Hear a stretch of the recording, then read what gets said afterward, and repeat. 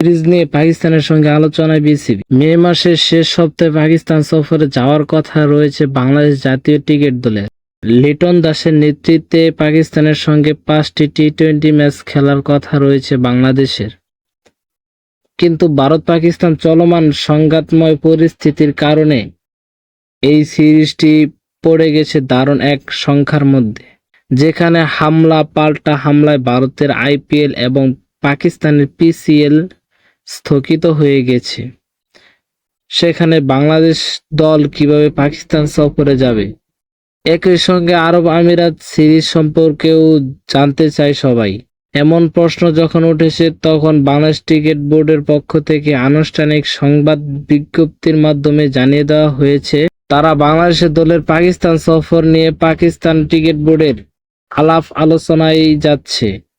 আরব আমিরাতের বিপক্ষে 2 match series অনুষ্ঠিত। বিসিবি জানিয়েছে, ক্রিকেটারদের নিরাপত্তা সবার আগে এবং যে কোনো সিদ্ধান্ত এই বিষয়টাকে সামনে রেখেই নেওয়া হবে। সংবাদ বিজ্ঞপ্তিতে বিসিবি লিখেছেন, বাংলাদেশের জাতীয় দলের আসন্ন পাকিস্তান সফর নিয়ে Bangladesh cricket board Pakistan cricket বোর্ডের সঙ্গে আলোচনা চালিয়ে যাচ্ছে। ক্রিকেটারদের নিরাপত্তার কথা উল্লেখ করে বিসিবি লিখেছেন, বিসিবি একই সঙ্গে জানিয়ে দিতে চায় যে তাদের খেলোয়াড় এবং সাপোর্ট স্টাফদের নিরাপত্তা বিষয়টা বোর্ডের কাছে সর্বোচ্চ অগ্রাধিকার। সফর সংক্রান্ত সমস্ত সিদ্ধান্ত পাকিস্তানের বর্তমান পরিস্থিতি বিবেচনা করে নেওয়া হবে, যাতে নিশ্চিত করা যায় যে সংগৃহীত সিদ্ধান্ত দল এবং বাংলাদেশ ক্রিকেটারদের সর্বোচ্চ স্বার্থ নিশ্চিত করে।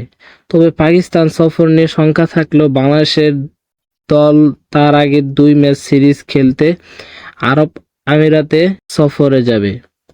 বিসিবি জানিয়েছে, আন্তর্জাতিক ক্রিকেটে যে ব্যস্ত সূচি তার সঙ্গে এবং প্রস্তুতির অংশ হিসেবে বাংলাদেশের জাতীয় দল নির্ধারিত সময়সূচি অনুযায়ী 2 ম্যাচের টি-20 আন্তর্জাতিক সিরিজ খেলতে সংযুক্ত আরব আমিরাতে সফর করবে। আসার খবর হলো, বিসিবি সংবাদ বিজ্ঞপ্তি এমন এক সময়ে এলো যখন মার্কিন প্রেসিডেন্ট ডোনাল্ড ট্রাম্প ভারত এবং পাকিস্তানের যুদ্ধবিরতিতে সম্মত হওয়ার ঘোষণা দিয়েছে। এই যুদ্ধবিরতি আজ সন্ধ্যা থেকেই কার্যকলাপের ঘোষণা দিয়েছে ভারত এবং পাকিস্তান। যুদ্ধবিরতির ফলে পরিস্থিতি স্বাভাবিক হয়ে গেলে বাংলাদেশের দলের পাকিস্তান সফর সময়মতো অনুষ্ঠিত হলেও হতে পারে।